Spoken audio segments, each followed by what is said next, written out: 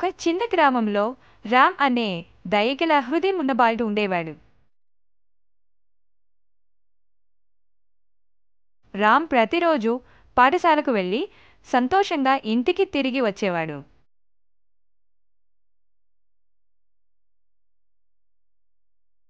ఆ గ్రామంలో ఒక నక్క కూడా ఉండేది. అది ఎల్లప్పుడూ ఇతర జంతువులను ఇబ్బంది పెట్టేది.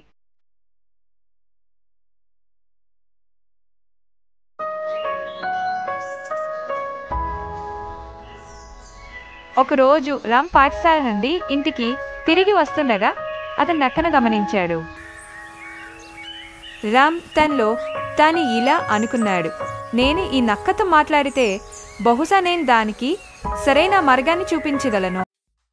రామ్ నక్క దగ్గరకు వెళ్ళి, నక్క, నువ్వు ఎప్పుడూ చెడు పనులు చేస్తావు మరియు అది ఇతర జంతువులకు ఇబ్బంది కలిగిస్తుంది. దయగా ఉండటం ద్వారా మాత్రమే నీకు శాంతి లభిస్తుంది.